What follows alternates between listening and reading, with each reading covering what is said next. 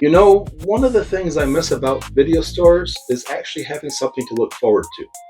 What I mean by that is back then, Friday nights didn't start when you sat down on your couch and turned on your streaming services. Friday night actually started when you got in your car and headed to the video store.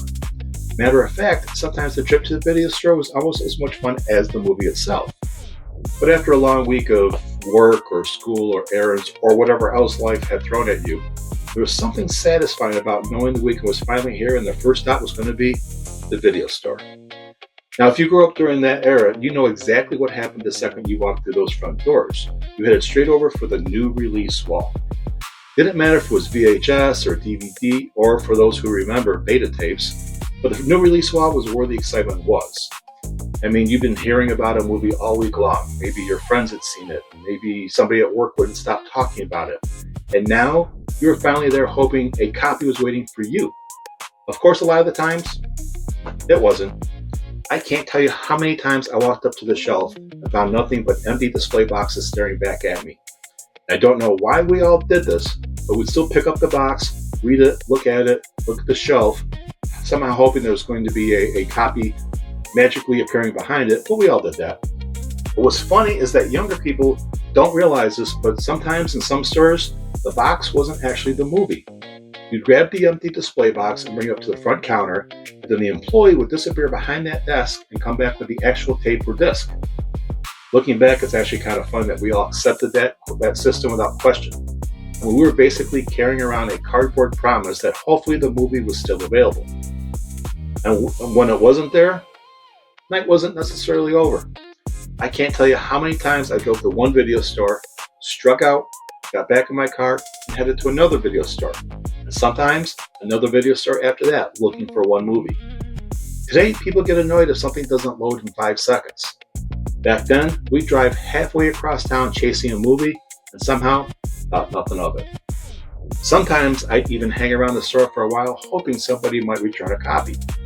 I mean, you'd wander the aisles again, look at the movies you've already looked at twice, and maybe even talk to the clerk for a few minutes, while secretly hoping that the front door would open and somebody will walk in carrying that movie that you've been waiting for. And if you went to the same store often enough, you got to know the clerks. And these people knew everything about movies. They knew what was worth watching, what was overrated, what hidden gems were sitting on the shelf that no one seemed to notice. Some of the best recommendations I ever got came from somebody standing behind the counter, not from some dumb computer algorithm. And what's funny is that you'd also end up talking to complete strangers.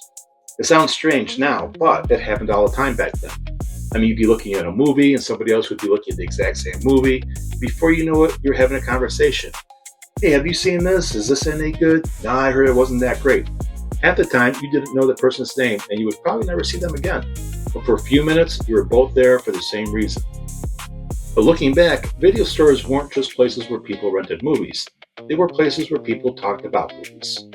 Once I got past the new release section, getting back to that, I'd start making my rounds. Comedy was usually the next step, then drama. Horror was always one of my favorites, so I probably spent more time in the horror section than I probably should have. But even when I already had a movie in my hand, I'd still wander around, check out the horror section, see what else is there. After about 10 minutes or so, I realized that I had been there for 45 minutes and not 10 minutes. And looking back, browsing wasn't something you did before renting the movie. Browsing was actually part of the experience.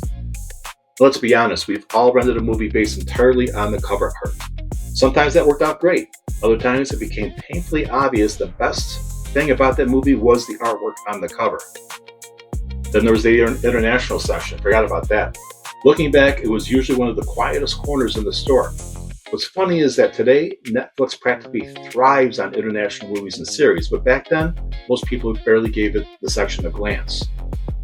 One thing people forget is that renting a movie actually required a little planning. It wasn't deciding what you wanted to watch, it was also trying to figure out how much free time you had to watch it. If you were busy all day Saturday, that mattered. You had the whole weekend free, that mattered. Somehow, we all became amateur scheduling experts because nobody wanted another late fee. Speaking of rentals, every store seemed to have its own special deals. Around here, we had a movie store that had a 5 for 5 for 5 deal. It was 5 movies for 5 nights for $5. Of course, that didn't include new releases because new releases are, golden. But if you were willing to wait a little while, that dealt that deal felt like you've actually beaten the system. I'll never forget when Forrest Gump first came out on video. They must have had 100 copies on that wall. I'm not exaggerating, like 100 copies. It felt like every inch of that shelf space, was Forrest Gump. And somehow every single copy was gone week after week. I'd walk in thinking, there's no way they're all rented out again. And somehow they were. Looking back, I still don't know where all those people came from, but apparently the entire town decided to watch Forrest Gump the exact same time. If you rented a VHS tape, there's another phrase that you probably haven't heard in years. Be kind, rewind. It was everywhere.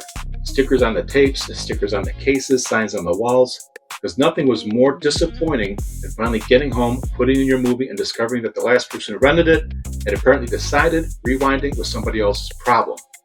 But when I think about video stores now, I don't really think about late fees or membership cards or due dates. What I remember is walking through those doors on a Friday night and knowing the weekend had officially started. I remember wandering the aisles longer than I planned to, talking to clerks, talking to strangers, chasing movies from store to store, and somehow turning a simple movie rental into an event. Looking back, the movie was only part of the experience. The real fun started before you ever got home. It was finally getting to Friday after a long week, grabbing a movie, grabbing some snacks, and feeling like the next few hours belonged to you. Streaming is amazing. I use it all the time, and we have more choices now than we ever dreamed of having back then. But convenience quietly replaced the experience. We gained instant access to almost everything, but we lost the trip, the hunt, and some of those little moments in between that somehow became part of the memory. And maybe that's why people still get nostalgic about video stores. It wasn't really about the movies. The movies were just the excuse. The video store was where the weekend began. It was where you went when the work week was over and where you wandered longer than you planned to, where complete strangers would recommend movies, and where finding the one thing you were looking for felt like a victory. Looking back, that's probably what we miss most. Not the tapes, not the DVDs, and certainly not the late fees. We actually just miss having something to look forward to.